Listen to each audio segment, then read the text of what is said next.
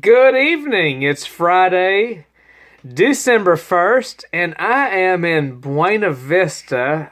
They don't pronounce it that way, but hell, I can't pronounce their damn redneck shit around here. They call it something else. But anyway, Buena Vista, Vermont. Excuse me, I had to rub my nose a little. Well, last time I checked in with you was in Waynesboro, and tough traveling between here and there just because of Priest Mountain. I can't complain too much. It wasn't as bad as Maine. It wasn't as bad as New Hampshire. But it wasn't easy either. You know, it was just this straight up 3,000 climb. And you hike as far as you can. You breathe a little bit. You hike some more. And 3 hours later, you're on top of the damn thing. And then when you're on top of the damn thing, you go up and down and up and down and up and down. And then you finally get off the sucker a day later. And I will say it's some of the better views I've seen on the Appalachian Trail. It's just you're so damn tired, it's hard to enjoy them. But it's been good. I want to talk to you about the shelter I stayed at last night. It is Brown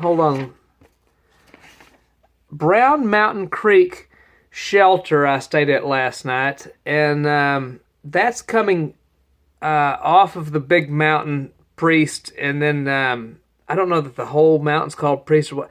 Anyway, you run this ridge line for 15 miles. You come off the damn thing eventually, and you're in Brown Mountain Creek Shelter. Beautiful shelter. It reminds me of the shelters of Maine. Just simple. But the interesting thing is, Brown Mountain was a sharecropper community 100 years ago. Well, more than 100 years ago. It broke up about 100 years ago.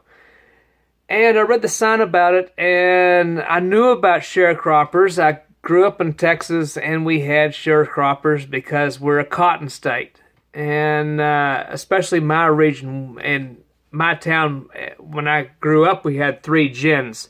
By the time I got to adult, we had 0 gens, because it all went to Egypt and India and places like that, because, well, cotton is, it's a hard crop to grow without a lot of, basically, physical labor or having a gin. And anyway, look, we all know cotton's a nasty crop, but it's a good crop. Of course, we got tobacco up here in Virginia and corn. Now, what these sharecroppers did is they did the tobacco, corn, and wheat and all that stuff. Here's the sad thing about the sharecroppers. They were black, of course. They were freed slaves. Now, this is the late 1800s that these guys are doing this. Now, the interesting thing is, from this sign, what it said is your sharecropper, if they had a team, meaning a team of horses, team of jackasses, whatever, something to pull the plow, you got paid, let me get my facts straight. You got paid 3/4 of, no, you got paid half of what that cost, 3/4 or half, I can't remember. Hell, I read the damn sign yesterday, I've already forgot. You got paid 1/4 if you didn't have a team. If you had a team, you got paid 3/4 of what the crop was worth. So if you had a team, you got some money. If you didn't have a team, you had to borrow the owner's team, and you got paid only 1/4 of the money of the crop, and which was basically not enough to make it. If you had your own team, it pretty much wasn't enough to make it either. Look, by the 1920s, these guys were done. They didn't make enough money to get the damn job done. They're working their ass off as farmers, and these white guys are sitting on their ass letting these black guys do the work for them. So it's like, yeah, slavery's over, but let's screw the black guy over a little more, you know what I mean? So, sharecropping, it was not a good time. It wasn't good. You know, we got good stuff now. What can I say? Look, nothing good about it. Anyway, look, there was nothing left of this town. There's nothing left to see. Even though it was 1920, it's all gone. But it was a nice holler, and it was warm and it was nice, but it's interesting. And I read a sign on the backside of coming out of this place how they would make what they called ash cake.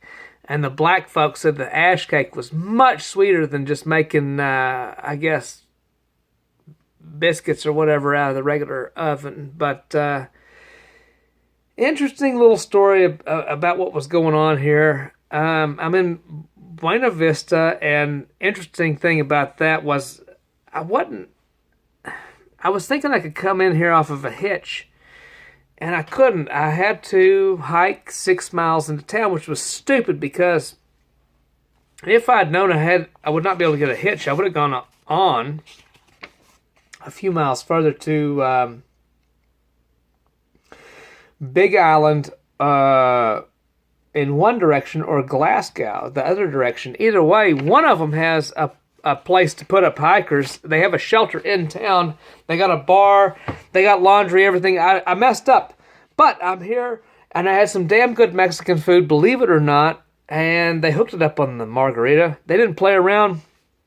And so I'm happy to be in the town I'm in. That margarita got to me, so give me a minute, and I'll be back